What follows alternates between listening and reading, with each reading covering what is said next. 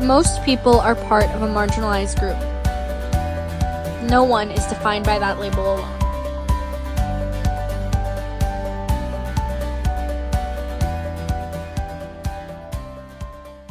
My name is Mikey. Christian. Vivian. Salem. Mele. Jadiene. Muhammad. Tell me a little bit about yourself. I go to school at CHS and I'm a junior.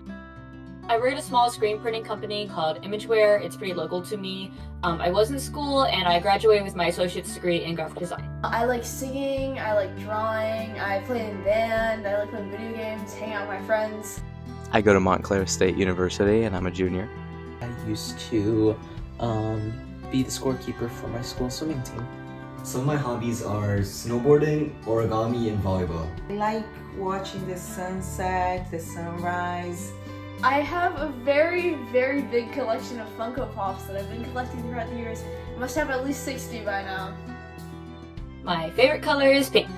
When I was like a kid, I used to teach my neighbors in the sidewalk. I am Brazilian, I am a woman, and I have ADHD. I am a mixed Filipino and white lesbian. I am Hispanic, I'm pansexual, and I'm gender fluid. I'm gay and I'm from Uzbekistan. I am a woman and I'm also an immigrant.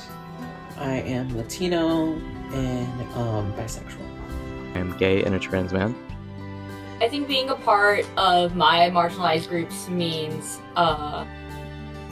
embracing parts of yourself that you didn't choose to be, or dealing with cards that were very difficult to be dealt out with, and then learning to love your life and love who you are despite all of the troubles that you have to go through and despite what society has to feed you. I feel like I have this sisterhood relationship with all of my friends that are like girls. Like, I don't know how to explain it. When I'm with them, I just feel like I feel empowered. It's just nice to know about the history of Peru and also like the food. Just love how diverse and I just love how bright the gay community is. It's very energetic and I love the high energy environment. I enjoy the sense of community mainly. It's very uplifting being friends with people who are in the same community, since they know what I go through and share these experiences. Being around others who I can trust and trust to support me, having the same desire to support them in the same way, especially during times like this where we really only have each other. What I love about being immigrant is that I feel that we are very resilient, and my favorite aspect is that bringing the connection through our language. I also love the deep culture of Uzbekistan. It has a lot of historical value and it's something that I really pride. It's not always easy though. So usually every summer we go to Uzbekistan to visit relatives, and one time my friend, she gave me a rainbow loom bracelet, and it was the Order of the Rainbow, and I was wearing it there, and my mom, she didn't approve since gay people there are sent to jail, and she cut the bracelet up and I had to hide that part of myself to my entire family. In general, I feel like women are always just like looked down upon and treated differently, but specifically, like, there's always little moments, like there's always that one moment where maybe I'll be like carrying a big box and I'm fine, I'm doing it by myself, and then a guy comes up to me, he's like, do you need help with that? You're kind of small and you're a woman, should you be carrying that by yourself? And I'm like, I can carry it by myself, I know what I'm doing, and it's just like makes me feel small. Sometimes I feel a little bit hesitant to tell people that I talk to that I'm the part of either of those groups. Not Hispanic so much, but like the gender fluid part. Just because I feel like some people don't really tend to take it seriously. I mean, like sometimes I do get annoyed when like someone I don't know just like starts randomly talking to me in Spanish when they're not, of a native Spanish speaker. This one time I was at the airport and I gave my ticket to the flight attendant, and he just was like starting to speak to me in Spanish, and I'm like, My first language is English. I just kind of realized that some people are gonna like and some people aren't, and it's all about who you like surround yourself with. There's been doctors and physicians who've been openly disproving of that. Entirely random people who would just give me long lectures on why it's wrong and how they would never let their kids be the same way, while I have to hide my identity or pretend like I'm not proud of it for my own safety. There's a lot of people today who still can't even call me by the correct name, even though my name has been legally changed for almost 5 to 6 years now. But even if hearing these things is hard and there's nothing I can do to change it and to change anyone's mind. All throughout high school is when I started really coming to terms with like being openly gay. And it was like a really difficult time in of itself, just like having to accept that. But I didn't want to hide it from myself, and I wanted to feel comfortable. But the more I like started feeling comfortable, I had a lot of my peers like question me and like look at me like really weirdly. At some points I did have people like say like, how do you really know if you like girls or not, and say like, oh, you just haven't like been with a real man before. And I had this from my peers and also teachers as well. So it really made me feel like I wasn't allowed to like express something that I already struggled coming to terms with on my own. So trying to embrace this part of my identity that dealt a lot with like my internal struggles, I felt like even though I overcome myself, I can't overcome the social aspect. I felt like I had to hide that part of myself.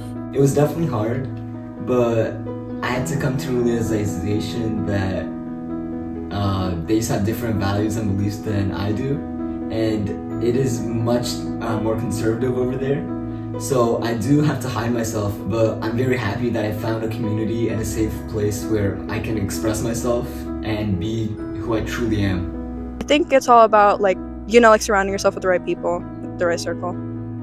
I just ignore, there's so many people in the world who are like that. They're always going to be like annoying and like mistreat you, and you kind of just gotta like let it be, Well, one of the things that's helped me the most is find people who accept me for who I really am, and going to say a Discord group chat or a Reddit forum, anything can help. Seriously, just finding that community means so much. Honestly, I just kind of dealt with it until I got out of high school. I will say, like, high school is unfortunately one of the, like, formal years where, like, you can't do too much to escape it. I do feel like as people go into adulthood, they are able to embrace themselves more and be able to accept that people, when they're younger, especially, like, in the high school ages, they don't really know what they're talking about. And that especially was the case for me and for the people around me.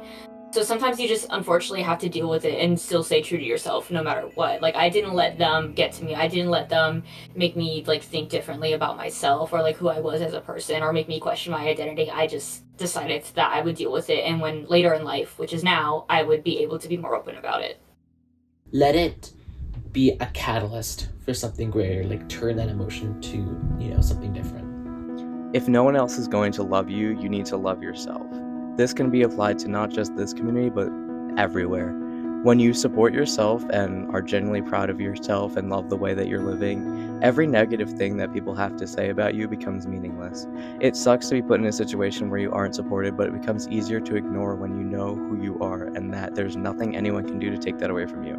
No matter the laws or hardships or hate, this is your identity, and there are people in every section of the world who feel the same. Stay persistent about like who you are and that you want people to know that this is who you are. Learn about different cultures, different identities, different people.